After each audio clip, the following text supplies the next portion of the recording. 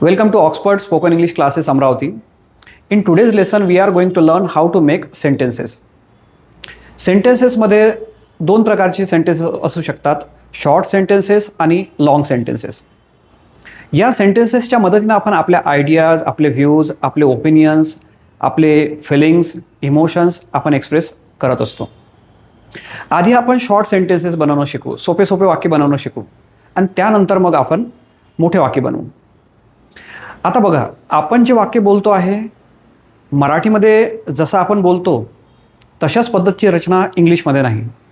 इंग्लिशमध्ये वाक्य थोडे वेगळ्या पद्धतीने बनतात, म्हणून आपल्याला इंग्लिश वाक्यरचना, त्या वाक्यरचनेमधले जे शब्द आपण ठेवतो त्या शब्दांचा क्रम, सिक्वेन्स, ऑर्डर तो प्रॉपर असायला पाहिजे. ह्या गोष्टी आपल्याला जोपर्यंत समजत नाही तोपर्यंत आपल्या बोलण्यात ॲक्युरेसी येणार नाही. ॲक्युरेसी नसेल तर प्रोफेशनलिझम दिसून येणार नाही आणि प्रॉपर कम्युनिकेशन पण होणार नाही. मग आज आपण जे वाक्य बनवणार आहोत ते अगदी सोपे सोपे वाक्य बनवणार आहोत. बघा, वाक्य बनवताना मला तुम्हाला अगदी सुरुवातीला सांगायचं आहे, right in the beginning I want to tell you that you can start your sentence with subject or object or verb. म्हणजे आतापर्यंत आपण काय शिकलो की आपण वाक्य सब्जेक्टनं सुरू करायचं असते, पण मी काय सांगतो आहे की आपण वाक्य सब्जेक्टने पण सुरू करू शकतो, इंग्लिश वाक्य आपण ऑब्जेक्टने पण सुरू करू शकतो. एवढंच काय तर आपण वर्बने पण वाक्य सुरू करू शकतो. फरक एवढाच आहे की जेव्हा आपण वाक्य सब्जेक्टने सुरू करतो तेव्हा त्या वाक्याला ॲक्टिवाईजचं वाक्य म्हणतात. म्हणजे त्या वाक्यातला जो सुरुवातीचा शब्द असते तो सब्जेक्ट असते, म्हणजे ॲक्शन डुअर असते. जेव्हा वाक्य आपण म्हणतो की पॅसिवाईजचं वाक्य आहे तर ते वाक्य ऑब्जेक्टने सुरू होते, म्हणजे ऑब्जेक्टने सुरू होणारं वाक्य हे पॅसिवाईजचं असते. आणि पॅसिवाईजच्या वाक्यामध्ये सुरुवातीला येणारा शब्द ऑब्जेक्ट असते, म्हणजे ॲक्शन डुअर नसते, ॲक्शन रिसिव्हर असते. तसंच आपण जेव्हा वाक्य वर्बने सुरू करतो त्या वर्बने सुरू होणाऱ्या वाक्याला इम्पेरेटिव्ह सेंटेन्स म्हणतात. ते पण वाक्य बरोबर असते, पण ते वाक्य बऱ्याचदा कमांड, रिक्वेस्ट, इन्स्ट्रक्शन देण्यासाठी वापरले जाते. म्हणजे थोडक्यात असं मला म्हणायचं आहे की वाक्य सब्जेक्टने, ऑब्जेक्टने आणि वर्ब तीनही येणे सुरू होऊ शकते. पण सब्जेक्टने जर वाक्य सुरू होत असेल तर रूल्स वेगळे आहेत. ऑब्जेक्टने वाक्य सुरू होत असेल तर जो शब्दांचा क्रम आहे तो ठेवण्याचे रूल्स वेगळे आहेत. आणि वर्बने जर वाक्य बनवायचं असेल, म्हणजे वर्बने वाक्य जर सुरू करायचं असेल तर रूल्स वेगळे आहेत.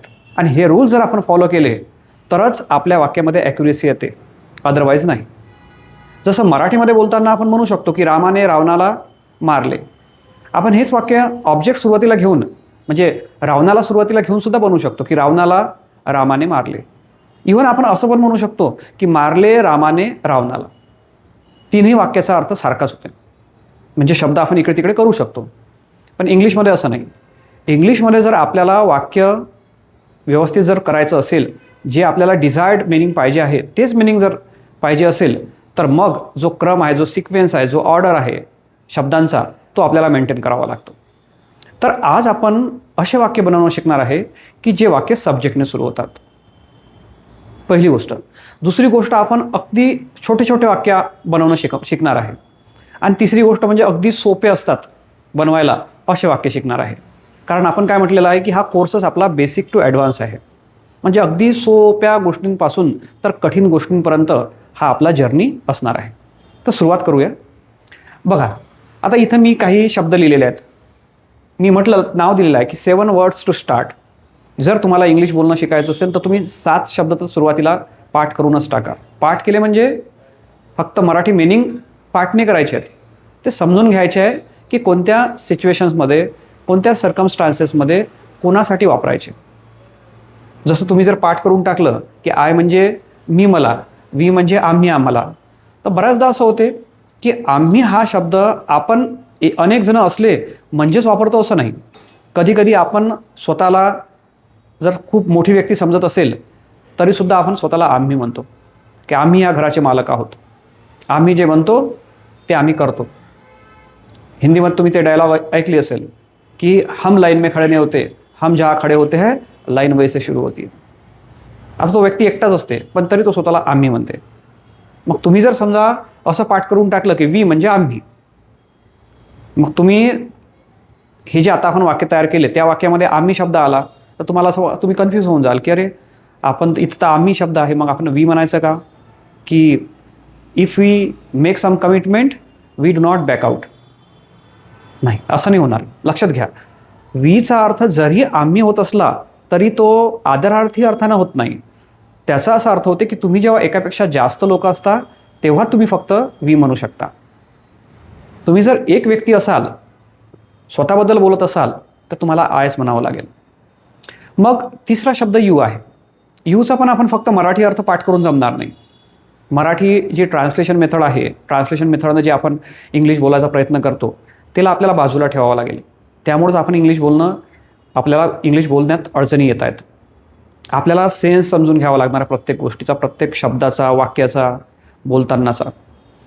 तर यू म्हणजे तू, तुला असा आपण अर्थ घेतो. तुम्ही, तुम्हाला असा पण अर्थ होते. पण त्याहीपेक्षा आपल्याला लक्षात काय ठेवायचं आहे की जेव्हा समोरच्या व्यक्तीला आपण ॲड्रेस करू, समोरच्या व्यक्तीला जेव्हा आपण संबोधित करू, तेव्हा आपण त्याला यू म्हणू. मग तो लहान असो की मोठा असो, एक असो की एकापेक्षा जास्त असो, आपल्याला सेकंड पर्सन म्हणजे समोरची व्यक्ती जो कोणी आपल्यासमोर असेल त्याला जर आपण संबोधतो आहे, ॲड्रेस करतो आहे, तर त्या व्यक्तीला आपण काय म्हणायचं? यू म्हणायचं. जसं you are my friend, you are my brother, you are my father, you are a great man, असं अशा पद्धतीनं समोरच्या व्यक्तीला यू म्हणायचं. लहान असो की मोठा असो, एक असो की अनेक असो. मग आता या 7ही शब्दामधला सर्वात महत्त्वाचा जर कोणता शब्द असेल तर हा आहे THEY, दे. बघा, तुम्हाला जर म्हणजे मी असं पाहिलं, माझं असं एक ऑब्झर्वेशन आहे इतक्या वर्षातलं, की कधी पण मी जर समजा विद्यार्थ्याला म्हटलं, नवीन आलेल्या विद्यार्थ्याला विचारलं की सांग या वाक्याचा अर्थ काय होईल, ते माझे वडील आहे, ते माझे वडील आहे असं तुला इंग्लिशमध्ये म्हणायचं आहे, सांग इंग्लिशमध्ये कसं होणार? तो पटकन म्हणते, sir it's very simple, they are my father. अच्छा, ते मला मदत करतात, दे हेल्प मी, असं म्हणतात. बघा, हे असं का झालं? त्यानं त्याच्या वडिलासाठी सुद्धा दे वापरलं. का वापरलं? कारण त्याला असं वाटते आपण आपल्या वडिलांबद्दल आदरानं बोललं पाहिजे. ही कसं म्हणू? माझे वडील, वडिलांना मी ते म्हणणार, ते माझे वडील आहेत, हिचा अर्थ तर तो होते. ही इज माय फादर म्हटलं तर ते चांगलं वाटणार नाही, म्हणून मग तो बिचारा आदरानं काय म्हणते? दे आर माय फादर म्हणते, ते माझे वडील आहेत. पण तिथंच तो चुकते. दे हा शब्द एका व्यक्तीसाठी वापरला जाणारा शब्द नाही. जेव्हा तुम्ही अनेक व्यक्तींच्या बाबतीत म्हणतात की ते माझे मित्र आहेत, ते माझे नातेवाईक आहेत, ते अनेक जण असले तर ते शिक्षक आहेत, तेव्हा तुम्हाला दे म्हणायचं.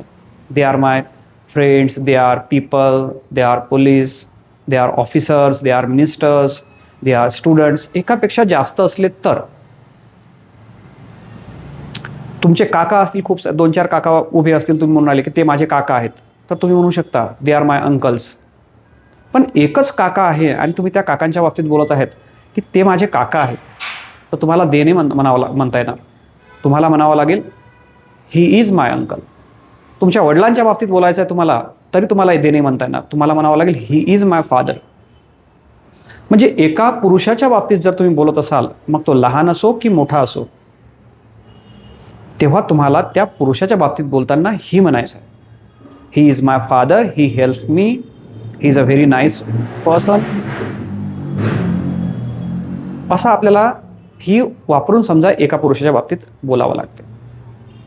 तसंच स्त्री असेल, ती छोटी आहे, मोठी आहे, तुमची आई आहे की छोटी बहीण आहे की छोटी एखादी मुलगी आहे, एक जर असेल तर तुम्हाला तिच्या बाबतीत बोलताना शी म्हणावं लागते. She is my teacher, she is Kavita, she is teacher, she is my aunty, she is my sister, she goes to school. म्हणजे म्हणण्याचा अर्थ असा की स्त्रीच्या बाबतीत जर बोलत असाल आणि स्त्री जर एक असेल तर तुम्हाला म्हणायचं आहे शी. आणि अनेक जर असतील की त्या माझ्या मैत्रिणी आहेत, त्या रोज आमच्या घरी येतात, तर अशा वेळेस अनेक जर आहेत म्हणून मग आपण त्यांना म्हणायचं आहे दे.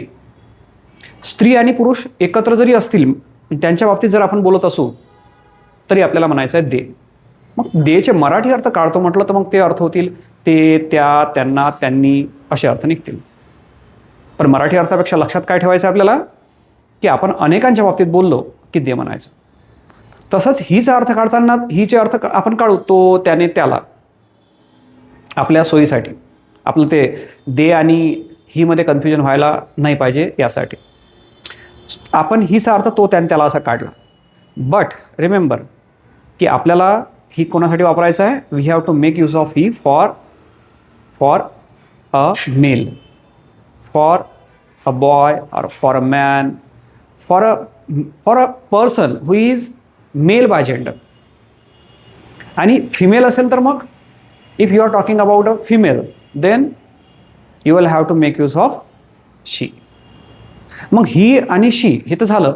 मग जर समजा स्त्री नाही पुरुषही नाही, if we are talking about some object, some animal, some tree other than human beings, or we do not know the gender of some animal. Gender माहीत असेल तर तुम्ही ॲनिमलच्या बाबतीत सुद्धा ही शी म्हणू शकता, ही शी वापरू शकता. पण जेंडर जनरली आपल्याला माहीत नसते ॲनिमल्सचं. मग अशा सगळ्या लिव्हिंग नॉन लिव्हिंग म्हणजे सजीव निर्जीव असो, म्हणजे ज्यांचं आपल्याला जेंडर माहीत नाही, जसं झाड आहे जेंडर आपल्याला माहीत नाही, स्त्री पुरुष ते समजा न्यूट्रल जेंडर येते. मग स्त्री पुरुष सोडून बाकी जे काही असेल, इव्हन म्हणजे एखादी ॲक्शन का नाही बा हे चांगलं आहे ते वाईट आहे, असं नाही करायला पाहिजे, असं करणं वाईट आहे, असं जरी आपल्याला म्हणायचं असेल तर त्या सगळ्यांच्या बाबतीत मग आपण काय वापरायचं आहे. इट हे सर्वनाम वापरायचं आहे. म्हणजे बघा आतापर्यंत आपण काय शिकलो की स्वतःबद्दल बोलायचं असेल तर तुम्हाला काय म्हणायचं आहे आय. पण तुम्ही एकापेक्षा जास्त लोक असले तर काय म्हणायचं आहे वी म्हणजे आपण, आम्ही, आम्हाला असे अर्थ. अर्थापेक्षा काय लक्षात ठेवायचं आहे कुठं वापरायचं आहे ते. जसं समजा तुम्हाला म्हणायचं आहे तू, तुला, तुम्ही, तुम्हाला, तर तुम्ही म्हणायचं आहे यू. अनेक लोक असले तर काय म्हणायचं आहे दे म्हणायचं आहे. अनेकांसाठी हां, ते, त्या, त्यांनी, त्यांना असे अर्थ काढायचे आपण. जसं समजा आता आपल्याला म्हणायचं आहे की ते नाचत आहेत, ते गात आहेत, they are dancing, they are singing, they are coming, they are going असं. त्यानंतर मग एका पुरुषाच्या बाबतीत बोलायचं आहे. आता मग पुरुष म्हटलं म्हणजे मेल म्हणतो आहे मी, छोटा आहे मोठा आहे पण एक आहे, तर आपल्याला म्हणायचं आहे ही. मग त्या ठिकाणी जर मुलगा असेल तर ऑटोमॅटिकली अर्थ होईल की तो मुलगा आहे, he is a boy, he is playing. आणि जर समजा मोठी व्यक्ती असेल तर ऑटोमॅटिकली अर्थ होईल ते, जसं ही इज माय फादर तर ते माझे वडील आहे असा अर्थ निघेल त्या ठिकाणी हीचा. स्त्री असेल तर आपल्याला शी घ्यायचं आहे. स्त्रीच्या बाबतीत बोलताना शीचे असे अर्थ निघतील मग. आणि मग स्त्री पुरुष सोडून बाकी काहीही असेल तर त्यांच्या बाबतीत बोलताना आपल्याला इट हे प्रोनाऊन घ्यायचं आहे. इटचा अर्थ होते हा, ही, हे, तो, ती, ते. जसं तो टेबल आहे, इट इज टेबल. तो लाईट आहे, इट इज लाईट. ही खुर्ची आहे, इट इज चेअर. ते चांगलं आहे, इट इज गुड. ते चांगलं नाही आहे, इट इज नॉट गुड. अशा पद्धतीनं. तर हे झालं समजा. आता आपण वाक्याची सुरुवात कशी करायची हे पाहिलं आपण. तुम्ही नाऊन जे आहेत ते पण घेऊन वाक्याची सुरुवात करू शकता. इस्पेशली आपला आज फोकस होता प्रोनाऊन्सवर, कारण हे 7 शब्द खूप महत्त्वाचे वाक्य बनवताना. रमेश, गणेश, सीता, गीता, मीना तर सर्वांनाच माहीत आहे. मंकी, डॉंकी हे शब्द आपल्या तसेच पाठ आहेत. म्हणजे आपल्याला वाक्य बनवताना हे शब्द आरामशीर आपण घेऊ शकतो. कन्फ्युजन बऱ्याच जणांचं या 7 शब्दांच्या बाबतीत असते, म्हणून ते 7 शब्द आपण क्लिअर करून घेतले. मग आता आपण वाक्याची सुरुवात करायसाठी आपल्याकडे नाऊन प्रोनाऊन आहेत. मग आता आपल्याला पुढची स्टेप घ्यायची आहे. पुढच्या स्टेपमध्ये आपण काय करणार आहे की काही शब्द आहेत ज्यांना टू बीचे फॉर्म्स म्हणतात. टू बी म्हणजे असणे असा अर्थ होते. असणे, बनणे, होणे असे अर्थ होतात. मग आता टू बीचे काही फॉर्म्स आहेत. टू बीचे शब्द ज्यांना म्हटले जाते ते हे शब्द आहेत. ॲम, इज, आर याला टू बीचा प्रेझेंट फॉर्म म्हणतात. वॉज आणि वर याला टू बीचा पास्ट फॉर्म म्हणतात. आणि विल बी, शॅल बी याला टू बीचा फ्युचर फॉर्म म्हणतात. आता त्याला प्रेझेंट, पास्ट, फ्युचर याच्यापेक्षा जास्त महत्त्वाचं त्याचे अर्थ काय होतात, वापरायचे कसे. तर सर्वात पहिले आपण ॲम, इज, आरच्या बाबतीत बोलू. बघा हे 3ही शब्द आहेत. Am, is, are. आणि या 3ही शब्दांचा अर्थ आहे असा होतो. आता मराठीमध्ये खूप सारे शब्द आहेत आहेसाठी. आहे, आहेत, आहोत, आहेस. इव्हन आमच्या इकडे तर समजा विदर्भाच्या याच्यात लोक आहेच्या ऐवजी दुसरंच काही शब्द वापरतात, मजेशीर शब्द वापरतात. हाय म्हणतात. जसं तो खूप छान आहे म्हणते. जसं तू बिझी आहे का म्हणते. म्हणजे तुम्ही पहा बोलताना आहेच्या ऐवजी हाय असं काहीतरी म्हणतात. तो खूप शायना आहे म्हणते हाय.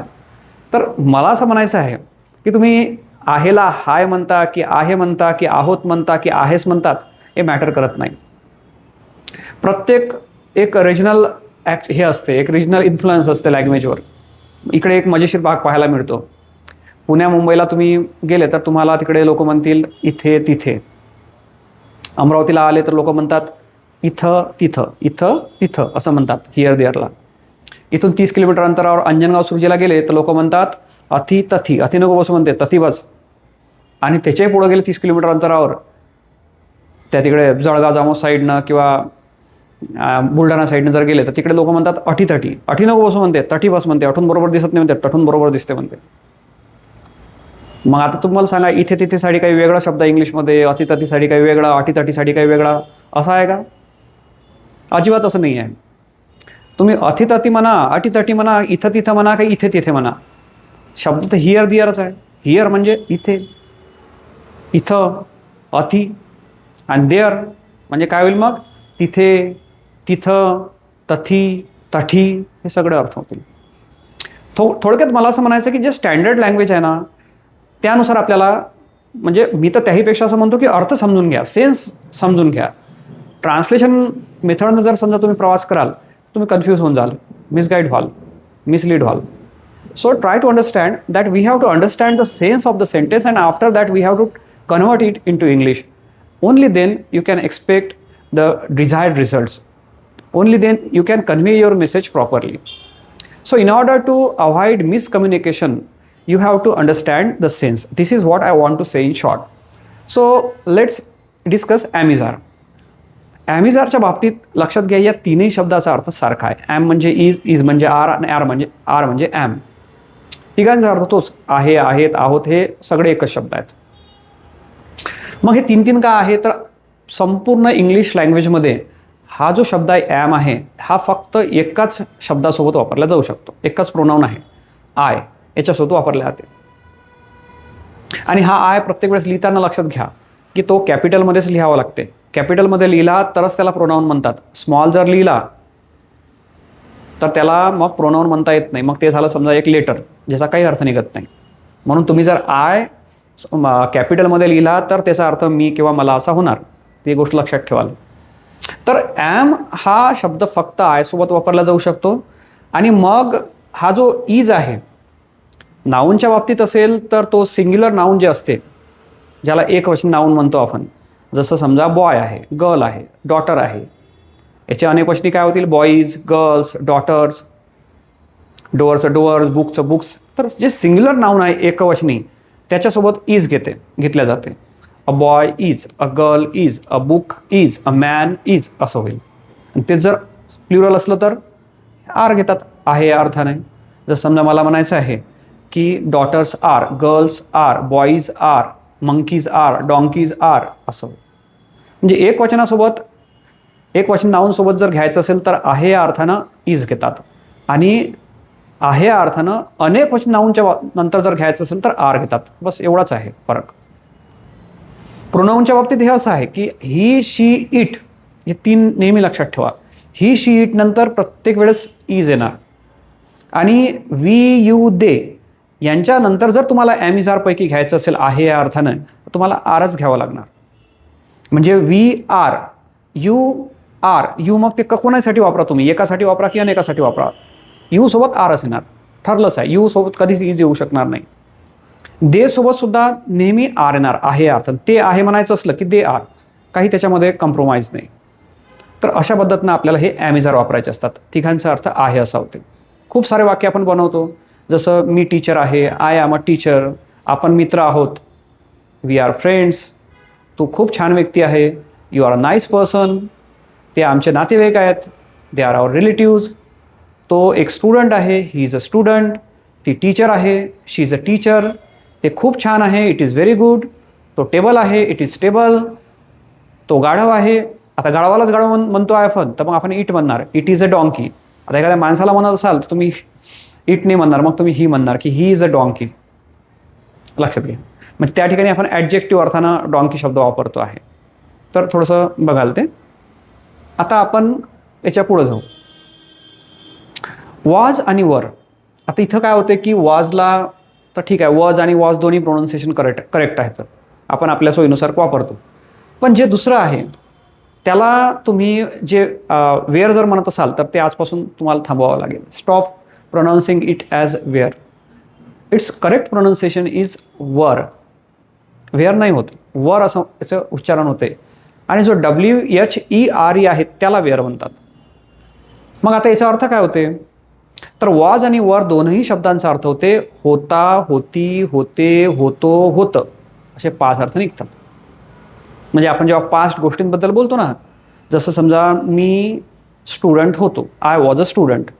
तो गरीब होता, ही वॉज पुअर.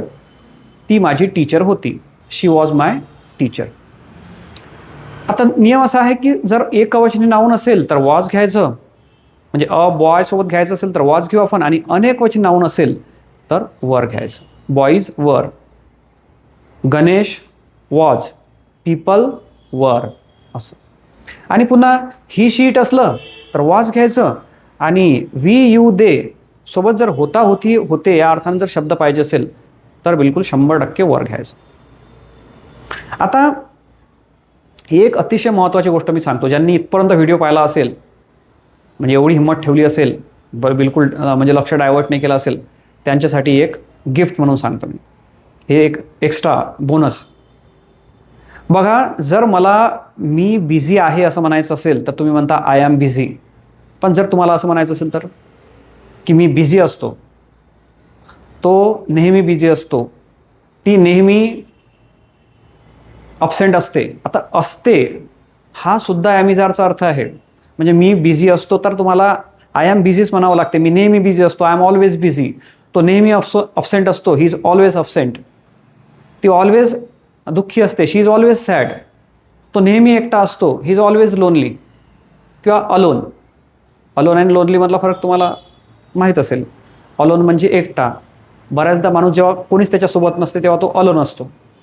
पण जेव्हा तो क्राऊडमध्ये सुद्धा असून जर त्याला एकटेपणा वाटत असेल, ते फिलिंग आहे एक प्रकारची, तर त्याला आपण लोनली म्हणतो. की अनेक लोकांमध्ये असून सुद्धा आपल्याला एकटं वाटते, तर मग वी आर लोनली. आणि आपण आपल्यासोबत कोणीच नाही आहे, आपण फिजिकल गोष्टीची म्हणजे हे करतो आहे, विचार करतो आहे, तर मग आय एम अलोन असं म्हणावं लागेल. तर ही इज ऑलवेज अलोन, तो नेहमीच एकटा असतो. दे आर ऑलवेज हॅपी, ते नेहमी आनंदी असतात. ते असतो, असते, असतात हे अर्थ ॲमिजारचे निघू शकतात काही सिच्युएशन्समध्ये. तसंच मग वाज वरचे अर्थ फक्त होता, होती, होते एवढेच अर्थ निघतात असं नाही आहे.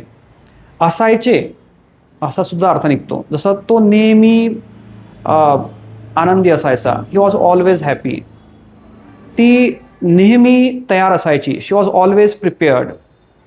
ते नेहमी रागावलेले असायचे, दे वर ऑलवेज अँग्री.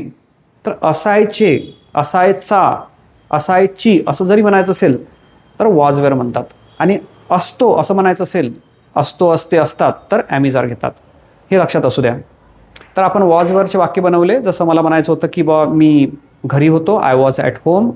आम्ही बिझी होतो, वी वर बिझी. तो खूप श्रीमंत होता, ही वॉज व्हेरी रिच. असे आपण अर्थ काढू शकतो वॉजवरचे. मग आता फ्युचर फॉर्म जो आहे टू बीचा तो समजून घेऊ. आता आपण एखादं समजा प्रेझेंटमध्ये बोलतो आहे की मी टीचर आहे, तर मी काय म्हणाल, आय ॲम अ टीचर. समजा आता मी पास्टबद्दल बोलतो आहे की मी आता टीचर नाही, मी होतो टीचर असं मला म्हणायचं आहे, तर मग मी म्हणाल आय वॉज अ टीचर. पण मी आज जरी टीचर नाही आहे, समजा सपोज अशी सिच्युएशन आहे की बाबा आज मी टीचर नाही आहे, मी DED करतो आहे, माझं DTED सुरू आहे, आज टीचर नाही आहे, पण मला आजपासून 10 वर्षानंतरचं माझं स्टेटस सांगायचं आहे की मी आजपासून 10 वर्षानंतर एक टीचर असेल, तर मग मला विल बी म्हणावं लागेल की I will be a teacher. जेव्हा आपल्याला फ्युचरचं स्टेटस, फ्युचरची परिस्थिती सांगायची असते, फ्युचरबद्दल बोलायचं असते, तेव्हा आपण शाल बी विल बी वापरतो. आता शाल बी विल बीमध्ये शाल बी का घेतलं नाही आपण, इथं फक्त विल बीच का लिहून ठेवलं? कारण जे स्पोकन इंग्लिश आहे त्याच्यामध्ये शाल बीचा उपयोग किंवा शालचा उपयोग खूप कमी होते. बहुतेक नाऊन आणि प्रोनाऊन सोबत किंवा त्याच्यानंतर फ्युचरमध्ये विलच वापरतात मॉडर्न इंग्लिशमध्ये. म्हणून मग शाल आणि विल याच्यामध्ये कन्फ्युजन क्रिएट होणं टाळायसाठी आपण काय केलं, इथं विल बी घेतलं. तुम्ही शक्यतो विल बीच वापरलं तर मोठ्या मुश्किलनं कधी कधी वी सोबत शाल बी वापरतात किंवा शाल वापरतात, अदरवाईज नाही वापरत. तर असेल या अर्थानं, तसं शाल विलचा तर असं इंडिव्हिज्युअल काय अर्थ निघत नाही. त्याला तुम्ही जेव्हा बी लावाल तेव्हा त्याचा असेल, असणार, होणार, बनणार असे अर्थ निघतील. जसं मला जर म्हणायचं आहे की मी असेल, मी बनेल, मी होईल असं जर म्हणायचं असेल, स्पेशली स्टेटसबद्दल सांगत आहे तुम्ही फ्युचर तुमच्या, तर मग तुम्हाला विल बी घ्यायचं आहे. जसं मी श्रीमंत असेल, आय विल बी रिच. मी हजर असेल, आय विल बी प्रेझेंट. ते अव्हेलेबल असतील, दे विल बी अव्हेलेबल. अशा पद्धतीनं आपल्याला विल बी घ्यायचं आहे. आणि विल बी तुम्ही कोणत्याही नाऊन, कोणत्याही प्रोनाऊनबद्दल नंतर घेऊ शकता. असेल, असणार या अर्थानं. जसं ते खूप महाग असेल, आता ते खूप महाग असेल तर आपण ते कोणाला बनतो असेल, ते खूप महाग असेल कोणत्या व्यक्तीच्या बाबतीत आपण बोलत नाही. आपण बोलतो आहे काहीतरी वस्तू वगैरे कशाच्या तरी बाबतीत बोलत आहे असं दिसते आहे की ते खूप महाग असेल. मग आपल्याला इंग्लिशमध्ये काय घ्यावं लागेल, इट घ्यावं लागेल की it will B expensive, it will B costly. They will be नाही होणार. दे विल बी म्हटलं तर मग आपण व्यक्तींबद्दल बोलतो आहे असा अर्थ होईल. आपल्याला जर म्हणायचं आहे की बा ते खूप मुश्किल असेल, ते खूप मुश्किल असेल म्हणजे आपण व्यक्तीबद्दल नाही बोलत आहे, एखाद्या ॲक्शनबद्दल म्हणत असेल आपण की ते खूप मुश्किल असेल, हे काम खूप मुश्किल असेल, तर मग आपल्याला इट घ्यावं लागेल सुरुवातीला की it will be very difficult, it will be very challenging, it will not be easy. ते सोपं नसेल. Will not be, will be असेल, विल नॉट बी नसेल. It will not be easy.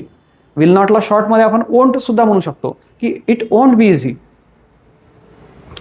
तर अशा पद्धतीनं आपण विल बीचा उपयोग करू शकतो. थोडक्यात ॲमिजार, वॉजवर, विल बी हे छोटे छोटे वाक्य बनवताना खूप काम येतात. आता आपला जो जर्नी आहे इंग्लिश बोलायचा जेमतेम इथून सुरू झालेला आहे. आपल्याला मग त्याच्यामध्ये व्हर्ब ॲड करायचे आहेत. मग आपल्याला व्हर्बचे वेगवेगळे फॉर्म वापरायचे आहेत. हॅव, हॅज, हॅड आहे, कॅन, कुड आहे, शाल, शूड आहे, हे वापरून बघायचं आहे. प्रेपोजिशन झाले, फ्रॉम, अबाउट, इन, ऑन, हे सगळे समजून घ्यायचे आहे. कंजंक्शन्स वापरणं शिकायचं आहे. त्याच्यानंतर मग आपल्याला वेगवेगळ्या रचना समजून घ्यायच्या आहे. Have to, has to, had to, going to, able to, हे सगळं समजून घ्यायचं आहे. एवढंच नाही तर बऱ्याचदा टेन्सेस वापरताना चुका होतात. जसं मी सकाळी चहा घेतला होता आणि मी चहा घेतला होता. आता हे वाक्य आहे, मी सकाळी चहा घेतला होता आणि मी चहा घेतला होता. दोन्ही वाक्य असं वाटते की सारखीच आहे. मी सकाळी चहा घेतला होता, मी चहा घेतला होता. दोन्ही वाक्यामध्ये सारखा टेन्स वापरला जाऊ शकत नाही. मी सकाळी चहा घेतला होता असं जर म्हणायचं असेल तर मला म्हणावं लागते की आय टूक T in the morning, I had T in the morning असं म्हणावं लागते. पण मी चहा घेतला होता असं जर म्हणायचं असेल तर मला म्हणावं लागेल I had taken T in the morning. मग हा डिफरन्स कसा? जसं आणखी टेन्समधलं तुम्हाला कन्फ्युजन सांगतो. जसं मी VME कॉलेजला जात होतो. मी काल VME कॉलेजला जात होतो, हे एक वाक्य आहे. दुसरं वाक्य आहे की 2019मध्ये मी VME कॉलेजला शिकत होतो. आता करणारे बहुतेक लोक काय करतील, ह्या वाक्याचे दोन्ही सारखं ट्रान्सलेशन करून टाकतील पास्ट कंटिन्युअसमध्ये की I was going to VME college. पहिलं मी VME कॉलेजला जात होतो, I was going to VME college yesterday. आणि दुसरे वाक्य करतील की I was studying in VME college in 2019. पण चुकेल ते. पहिलं वाक्य बरोबर आहे की I was going to VME college yesterday, हे करेक्ट आहे. पण दुसरं वाक्य बोलताना तुम्हाला म्हणावं लागेल I studied in VME college in 2019. म्हणजे दुसऱ्या वाक्यात तुम्हाला सिम्पल पास्ट वापरावं लागेल. इन शॉर्ट अशा टेन्सेसच्या पण आपल्या चुका होतात. बरं, एवढंच नाही, आपल्याला ते ॲक्टिवाईज पॅसिवाईज हा प्रकार पण व्यवस्थित शिकावा लागणार आहे. शाळा कॉलेजमध्ये शिकलो ते पद्धत वेगळी होती, त्यात फक्त आपण रूल्स शिकत बसलो. यावेळेस जेव्हा शिकू तेव्हा त्याचे अर्थ कसे निघतात ते समजून घ्यायचं आहे. जसं समजा मी जर म्हटलं की I was sent a letter आणि आय सेंट अ लेटर आणि I had sent a letter, किंवा समजा मी जर म्हटलं, मला जर मराठीमध्ये असं म्हणायचं आहे की मी सॅलरी दिली होती आणि मी जर इंग्लिशमध्ये म्हणून टाकलं की I was given a salary, I was given salary, याचा अर्थ उलटाच होते. आय वॉज गिवन सॅलरी म्हणजे मला सॅलरी मिळाली होती. म्हणायचं होतं की मी सॅलरी दिली होती, तुम्हाला म्हणावं लागते आय गेव सॅलरी. मग असं कसं झालं? तर आय गेव सॅलरी हे वाक्य ॲक्टिवाईजमध्ये होतं, I was given a salary हे पॅसिव्हमध्ये होतं. जेव्हा तुम्ही टू बी आणि V3 वाक्यामध्ये घेता तेव्हा ते वाक्य पॅसिव्हचं बनते, अर्थ कम्प्लिटली उलटा लागते. उलटा होऊन जाते, बिलकुल अपोजिट मिनिंग तयार होते. म्हणजे आपल्याला म्हणायचं एक असेल आणि काहीतरी वेगळाच अर्थ निघत असेल, तर त्याला तर आपण व्यवस्थित इंग्लिश बोलू शकतो असं तर म्हणता येणार नाही. म्हणून मग आपल्याला ॲक्टिव्ह वाईज पॅसिव्ह वाईज एवढी महत्त्वाची रचना आहे, की असं म्हणा नदीचे 2 किनारे आहेत आणि दोन्ही किनारे महत्त्वाचे आहेत. तसं इंग्लिश लँग्वेजमध्ये जेवढे काही वाक्य आहेत, ते वाक्य अर्धे वाक्य ॲक्टिव्ह वाईजचे असतात, अर्धे वाक्य पॅसिव्ह वाईजचे असतात. दोन्ही वाक्याचं सारखंच काम पडते. म्हणजे हा प्रकारसुद्धा आपल्याला शिकावा लागते. तसंच आर्टिकल्सचं आहे. ए अँड दी आर्टिकल्समध्ये आपण इतके सारे वर्ष शिकलो असताना आजही जर विचारलं ना, की ए अँड दी आर्टिकल्स जे आहेत 3, त्या आर्टिकल्समध्ये प्रोनाऊन्सिएशन सांगा फक्त, किंवा एचं प्रोनाऊन्सिएशन करेक्ट प्रोनाऊन्सिएशन काय आहे, अ आहे की ए आहे, द आहे की दी आहे, आणि याचे अर्थ कसे काढायचे. तर सगळं म्हणजे मी पाहिलं मुलांची उत्तर घेताना पूर्ण कन्फ्युजन असते मुलांच्या डोक्यामध्ये याच्या बाबतीत. त्या पण कन्सेप्ट क्लिअर नसतात. लक्षात घ्या, ह्या सगळ्या गोष्टी आपल्याला शिकायच्या आहेत. आपण त्या पॉईंट ऑफ व्ह्यूने नाही शिकणार आहे, की बाबा मला एक्झाममध्ये लिहायचं आहे, मग मला ते पाठ करायचे रूल्स, आणि याला हा टेन्स म्हणतात, तो टेन्स म्हणतात, याचे हे प्रकार असतात, याची हे डेफिनेशन आहे. नाही, आपण स्पोकन इंग्लिशच्या पॉईंट ऑफ व्ह्यूने ह्या सगळ्या गोष्टी समजून घ्यायच्या आहे. कारण बोलताना आपण जे बोलतो तोच अर्थ म्हणजे तोच मेसेज कन्वे झाला पाहिजे. आणि दुसरी गोष्ट, समोरचा व्यक्ती जेव्हा बोलेल, तो आपण जरी बेसिक लेवलचं बोलत असलो तरी तो समोरचा व्यक्ती बेसिक लेवलचं बोलेल असं नाही आहे, तो ॲडव्हान्स लेवलचं इंग्लिश पण वापरू शकतो. मग अशा वेळेस we should be able to understand his English as well. Therefore we have to learn from basic to advance. बेसिकपासून ॲडव्हान्सपर्यंतच्या सगळ्या गोष्टी आपल्याला समजून घ्याव्या लागतील. आणि प्रवास इथं थांबणार नाही. लक्षात घ्या, फक्त आपण नॉलेज गेन करून जमणार नाही. जसं पिचकारीमध्ये पाणी भरलं की ऑटोमॅटिकली त्याच्यामधून पाणी उडत नाही, स्क्वीज करावी लागते. तसं आहे की जर फक्त आपण नॉलेज घेऊन बसलो तर आपण नॉलेज आपल्याकडे आलेलं असेल वाक्यरचनेचं, व्होकॅब्युलरीचं, पण उपयोग काहीच होणार नाही. मग आपल्याला काय करायचं आहे की आपल्याला वापरणं शिकायचं आहे. म्हणजे जे काही वाक्यरचना आपण शिकलो, जे काही व्होकॅब्युलरी आपण समजून घेतली, जेवढं काही ग्रामर वगैरे सगळ्या गोष्टी आपण समजून घेतल्या, त्याला आपल्याला वापरणं सुरू करायचं आहे. म्हणजे प्रॅक्टिस महत्त्वाची आहे. असं म्हणतात, तुम्ही असं लक्षात घ्या की तुम्ही स्विमिंग शिकायचं आहे, त्याचे तुम्ही व्हिडिओज कितीही पाहिले, इव्हन म्हणजे लाईव्ह तुम्ही जाऊन पाहिलं स्विमिंग करताना लोकांना, तरी तुम्हाला स्विमिंग येणार नाही आहे. जोपर्यंत तुम्ही पाण्यात उडी टाकत नाही, तुम्ही प्रॅक्टिस करत नाही, तोपर्यंत तुम्हाला स्विमिंग येणार नाही. प्रॅक्टिस महत्त्वाची आहे. म्हणून मग प्रॅक्टिस कशी करायची, आता हे पण कसं आहे की प्रॅक्टिस म्हणजे उठसूट कशी नाही करता येत. तुम्ही जर म्हटलं का नाही बाबा मी इंग्लिश बोलणारा एक व्यक्ती आणतो आणि त्याच्यासोबत बोलतो, तर तुम्ही 1 किंवा 2 दिवसात जास्तीत जास्त बोर होऊन जाल. काय बोलावं, तुम्हाला सगळं तसं बोलून चुकलो आपण, जे विचारायचं होतं सांगायचं सगळं सांगून चुकलो, आता काय बोलू असं होईल. त्याचे काही ट्रिक्स आहेत की आपण इनिशिएटिव्ह कसं घ्यायचं, कसं मग सुरुवात करायची, काय काय विचारायचं, मग कसं विषय वाढवायचे, कसे मग त्या डिस्कशन करायची, ह्या सगळ्या गोष्टीच्या काही टेक्निक्स आहेत. त्या टेक्निक्सच्या आधारावर जर आपण प्रॅक्टिस जर केली तर त्याचे जे रिझल्ट्स येतात ते खूप अमेझिंग असतात. ग्रुप डिस्कशन कशी करायची, फक्त ग्रुपमध्ये बसलो आणि बोलायला लागलो असं नाही आहे. आपल्या पोश्चर्सपासून तर आपले gestures, facial expression, eye contact सगळ्या गोष्टी आहेत. ह्या केवळ फक्त आपण पुस्तक वाचून नाही होत, ह्या प्रॅक्टिकली म्हणजे करायच्या गोष्टी आहेत, समजून घ्यायच्या गोष्टी आहेत, करून पाहायच्या गोष्टी आहेत. इंटरव्ह्यूचं पण तसंच आहे, प्रेझेंटेशनचं पण तसंच आहे. हे अशा ह्या सगळ्या याच्यामध्ये आपल्याला काय करावं लागते, पार्टिसिपेट करावं लागते. ह्या सगळ्या गोष्टी समजून घ्याव्या लागतात आणि त्याच्या आधारावर प्रॅक्टिस करावी लागते.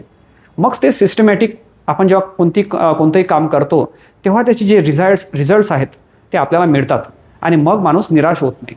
नाहीतर मग आपण आडधूड काही करायचं काम करतो, रिझल्ट्स मिळत नाही, मग डिसपॉईंट होऊन जातो, निराश होऊन जातो आणि मग आपण गिव्ह अप करून टाकतो की जाऊ द्या, आपल्याला हे जमणारच नाही, आपल्या बसचंच नाही आहे, खूप कठीण आहे, असं होऊन जाते. आजची स्थिती आहे की कम्युनिकेशन स्किल आणि तेही इंग्लिशमध्ये चांगलं असल्याशिवाय सक्सेस मिळणारच नाही आहे. जसं एखादा मिसाईल उडवायसाठी लॉन्च पॅडची आवश्यकता आहे. लॉन्च पॅड असेल तर तुम्ही मिसाईल उडवू शकाल, किती मोठं मग मिसाईल असो, ते तोपर्यंत कामाचं नाही जोपर्यंत तुमच्याकडे लॉन्च पॅड नाही आहे. तसं जोपर्यंत तुमचं कम्युनिकेशन स्किल चांगलं नाही तोपर्यंत तुम्ही तुमचं जे नॉलेज आहे, तुमचा जो एक्सपिरियन्स आहे, तुमच्या ज्या आयडियाज आहे त्या लोकांपर्यंत नेऊ शकणार नाही. त्याच्यामुळे तुमच्या बिझनेसमध्ये, जॉबमध्ये ग्रोथ येणारच नाही. Therefore, we have to master communication skill in English, and therefore we will have to make efforts systematically. पहिल्यांदा आपल्याला नॉलेज गेन करावं लागेल, सेंटेन्स बिल्डिंग, व्होकॅब्युलरी, ह्या सगळ्या गोष्टी, फ्रेझल वर्ब, इडियम्स, ग्रामरचे प्रकार, सगळ्या गोष्टी समजून घ्यावं लागेल. त्याच्यानंतर आपल्याला प्रॅक्टिस करावी लागेल आणि प्रॅक्टिसनंतर आपल्याला ह्या सगळ्या वेगवेगळ्या ॲक्टिव्हिटीजमध्ये किंवा वेगवेगळ्या प्लॅटफॉर्म्सवर कसं बोलायचं ते पण समजून घ्यावं लागेल. सो अशा पद्धतीनं जर आपण सिस्टमॅटिक गेलो तर विदिन 1 मंथ म्हणा किंवा मॅक्सिमम विदिन 2 मंथ्स आपण चांगलं इंग्लिश बोलू शकतो आणि आपण आपल्या करिअरमध्ये ज्या कोणत्या वॉक ऑफ लाईफमध्ये आपलं करिअर असेल, आपण करत असेल, त्याच्यामध्ये आपण जबरदस्त ग्रोथ मिळवू शकतो. सो मला आशा आहे की तुम्ही याच्यातून एक पॉझिटिव्ह मेसेज घ्याल आणि त्या पद्धतीनं प्रयत्न सुरू कराल. So thanks for giving your precious time.